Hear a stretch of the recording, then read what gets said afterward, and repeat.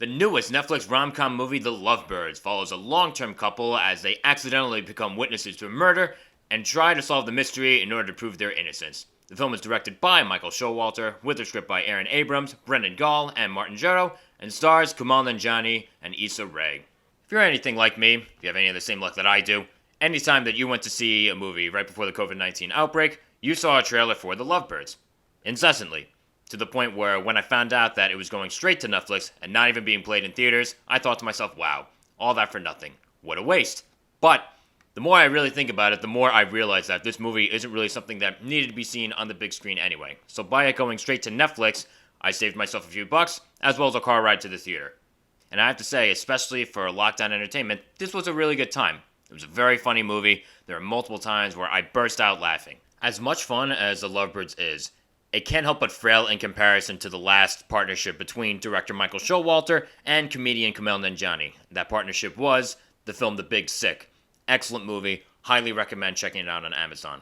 But going back to The Lovebirds, this film, of course, does have a very fun and light and affable and breezy overall feeling. But at the same time, there's a lot of crazy stuff that happens throughout the course of the story. And ironically, that craziness meshes with the light and easygoing nature of the film ironically well. Much of the entertainment value in this movie comes from, of course, Kumail Nanjiani and Issa Rae being paired together in the lead roles. And I have to say, their chemistry together is terrific. They work very well together. Their individual turns, of course, are very entertaining, and they're both terrific comedic players in their own right. Unfortunately, I do feel like Issa Rae is somewhat overshadowed by Kumail Nanjiani, but not too much to the point where it was just a Kumail Nanjiani show. Issa Rae has a lot of moments to shine, for sure. Unfortunately, I didn't necessarily see their roles, I saw the performers in terms of how Kumail and Issa come off.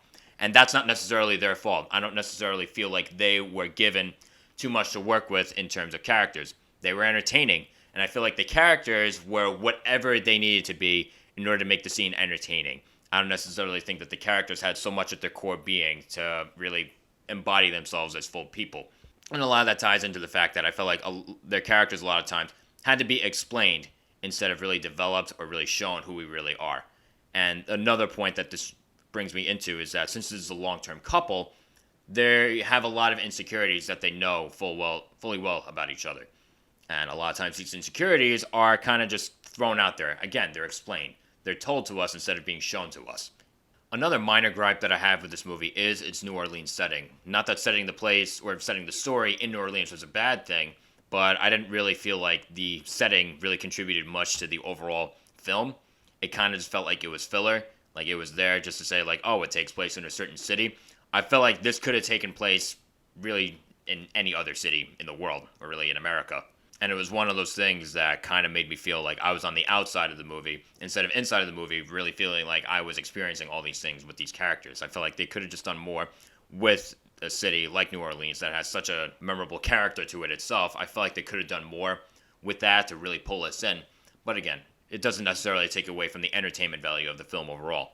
So, all in all, does The Lovebirds reinvent the wheel for rom-com movies and comedy alike? No. Honestly, does it need to? No.